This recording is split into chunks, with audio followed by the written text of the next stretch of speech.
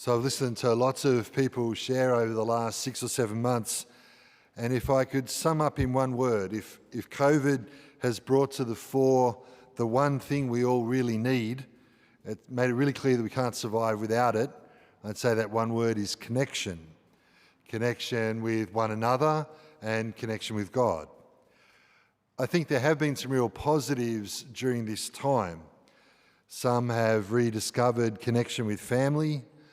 Others have experienced a new appreciation for work, perhaps as that's become challenging, not being able to work in the office as usual. People have appreciated the gift of meaningful work, the importance of it when it's been difficult to do. I think for many of us too, we've valued and appreciated our friends more, because when that period where we couldn't see them while we were in lockdown, we came to realise just how much an important part they play in our lives. Perhaps also for ourselves, we might have discovered or rediscovered a passion or a hobby or an interest as well. And I know that during this time too, people have really shown how much they love the Eucharist, how much they love coming to church, from that last weekend going into lockdown to as we've slowly opened up here in New South Wales. I know for some people too, they've said that they've had more time for prayer, more time for God in the rest of their week as well.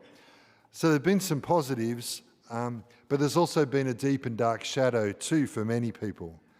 And I'm also especially mindful, I know that at the moment there's still lots of people watching in Melbourne because of the extent of the lockdown there. So we're thinking of you and recognising that you've done this much harder than we have here to date. There's been a deep and dark shadow that as we've reconnected with family members perhaps, for some that's also put a great strain on family life as people have been close together under very tight circumstances. People might have missed being at work during lockdown, and there's that sense of dignity and the importance of making a contribution, but we've also seen the loss of jobs for many and the erasure of that distinction between home life and work life for many others. So for many, family was a saving grace, but there are also many people who aren't living with family members and for whom close friends were like family. And so they felt the isolation acutely when those support networks were taken away. People couldn't physically gather. And while some of us might have found a hobby to nurture or an interest to discover, for many the demands that this situation has placed upon our mental health have ranged from challenging to even severe. And while people have been coming back to church, we know that many are unable to do so. I suspect that others might have fallen out of the habit of coming over the past 6 or 7 months, and they may not feel like they've missed all that much while they've been away. And lastly, in terms of our relationship with God, some have had more time to pray, but I know too that others would sort of admit to the fact that maybe they've sat on Netflix for longer than they really should have, and their prayer life has suffered. So while we've been blessed in many ways, and there are positives that we can point to, we can all point to a loss of connection in one or perhaps many parts of our lives. There's been a fragmentation, and it's not proving so easy to put our lives back together. That's why we've begun, starting this Sunday, what we're calling our Connect series. Over the next 5 weeks, we'll have a chance to gather together to reflect upon the Scriptures in the light of the homily and to discuss what we're experiencing and going through together. It's an opportunity to connect with each other and with God in each other's homes or online. At this stage, we have about 30 groups that are going to meet in people's homes and another 6 or 7 groups that are meeting online, which is an amazing response, really, especially given that it's the first time that we've done this. There's also a theme that unites these 5 weeks, and that theme is the question, what matters most at this time in our lives? I feel it's a question that many have been asking. It's a chance for us to evaluate, to find the positives perhaps, but also to recognise that this has been forced upon us. So I want to offer 5 different answers to the question over these 5 weeks, what matters most? Or actually to be more accurate, because you can only have one thing that really matters most, I want to offer 5 different perspectives on what matters most over the next 5 weeks. 1 per week in light of the gospel of each Sunday. So this week's answer to the question, what matters most, is that it's to be all in. To be all in is to say to be committed, to be wholehearted, to hold nothing back. And so let's begin then with the Pharisee who comes up to Jesus. He wants to know what's the most important commandment. So like us then, he's actually saying what matters most. He's saying, boil it down for me, Jesus. I want to know if you're trustworthy. I want to know if you've got some wisdom to offer. And so he's actually asking, out of the 613 laws that are in the Torah, the first 5 books of the Bible, which one of those is the most important? Many rabbis in Jesus' time would have probably answered that by saying the first commandment of the 10 commandments. I am the Lord your God who brought you out of Egypt. You shall have no other gods but me. The prohibition against idolatry. But Jesus makes the first commandment about love. He quotes the Shema. The Shema was the daily cited 3 times a day by a Jew, and it's sort of like their creed. Love the Lord your God with all your heart, with all your soul, with all your mind. And to that, Jesus adds, and then your neighbour as yourself. He's now quoting a different part of the Torah. The Shema comes from Deuteronomy. To love your neighbour as yourself comes from the book of Leviticus. What Jesus is saying there, though, is that what matters, what really matters most, is to love God and to love others. In other words, to be all in. By referencing the Shema, Jesus is evoking the whole passage from Deuteronomy. And importantly, the Shema begins with the words, Hear, O Israel, the Lord your God is our God, the Lord alone. This is really important to recognise that the command to love God contained in the Shema begins with the knowledge that God has loved us first, that he's our God.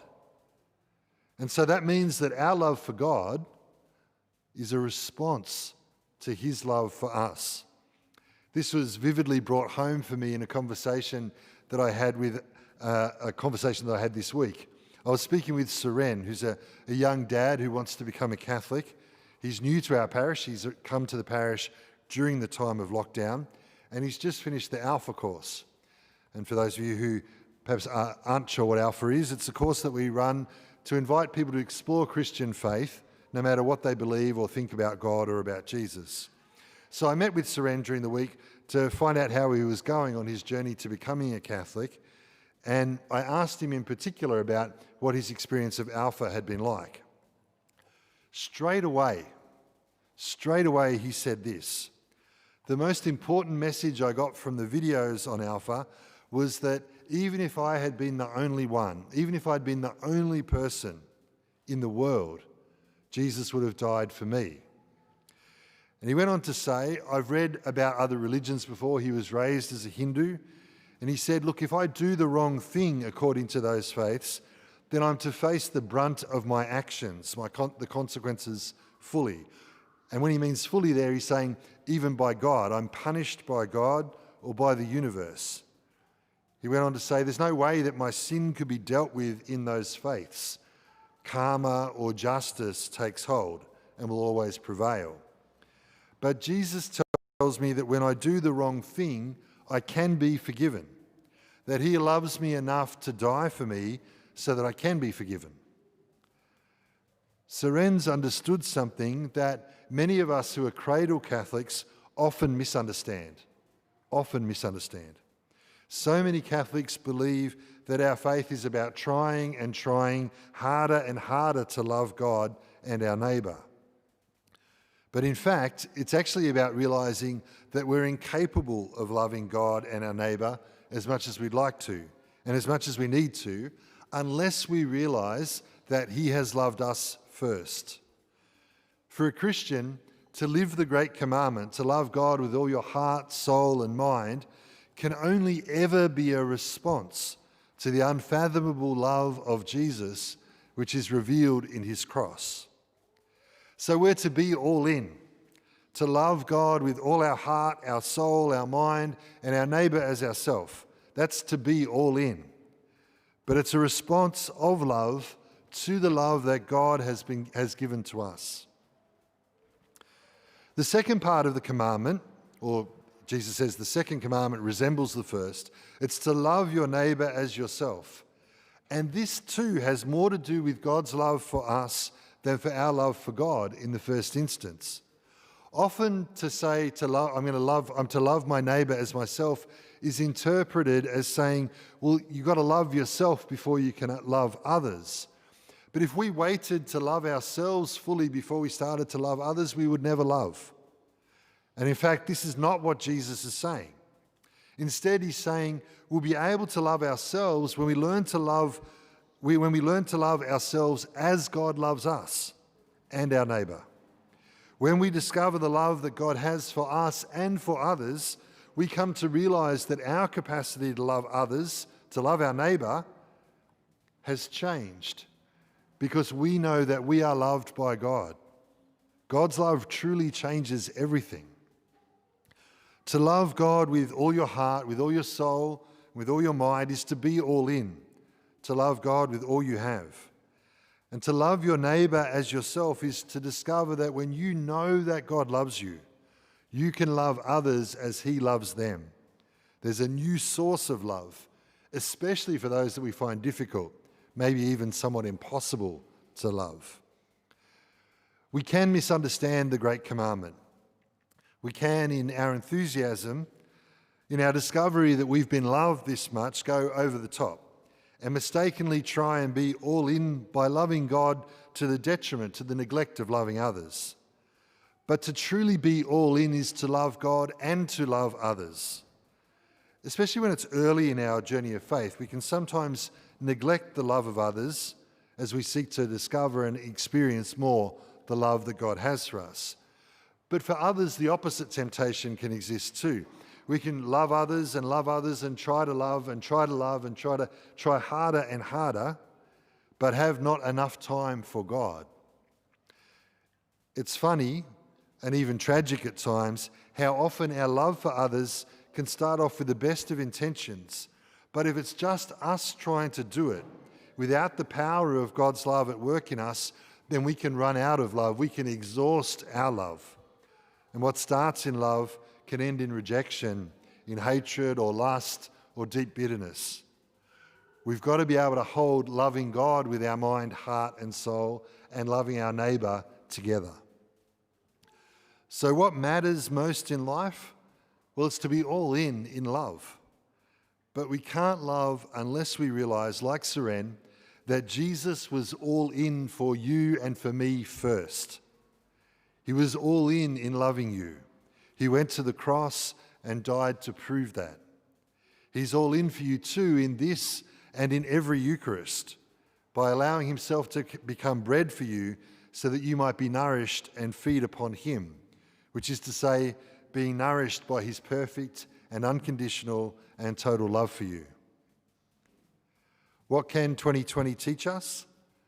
More importantly, perhaps, what can Jesus teach us in 2020?